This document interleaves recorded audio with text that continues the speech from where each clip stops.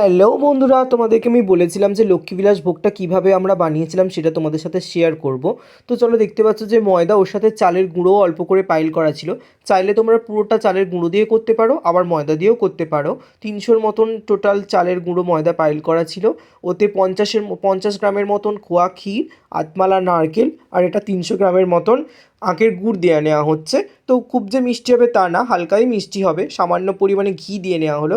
এবার ওইটা সবকটাকে ভালো করে মিক্সড করতে হবে, মাখাতে হবে। এই যে দুধটা দেখতে পাচ্ছ হালকা ঈষৎ উষ্ণ করে নেওয়া হয়েছিল। তারপর ভালো করে থেসে থেসে চটকে চটকে দুধ দিয়েই মাখাতে হবে, জল দিয়ে আর চলবে না আর কি। তো দেখতে পাচ্ছ একটা গোলা তৈরি করা হবে, যেমন করে ওই গুড় পিঠের গোলা হয় ওরকম টাইপের হবে, আবার কিছুটা সত্যনারায়ণের সিন্নি যেরকম হয় ওরকম টাইপের মানে গোলাটা দেখতে লাগবে। তো ওইটা মাখিয়ে চাপা দেওয়া আছে মিক্সড করে। তো এটাকে ঘিটাকে ততক্ষণে গরম করতে দেওয়া হচ্ছে, দেখতে পাচ্ছ ভালো করে ফেটে নেওয়া হচ্ছে। তো এটাকে পুরোটা ঘিয়েতেই ভাজতে হয়। পুরীর মন্দিরে মা লক্ষ্মীকে এই এই গাওয়া ঘিয়ে এই লক্ষ্মীবিলাস ভোগটা অর্পণ করা হয়, সেটাকে ফলো করেই আমরা গাওয়া ঘিয়েতেই ভাজছি। তো সাদা তেল দিলে চলে না জিনিসটা আর কি।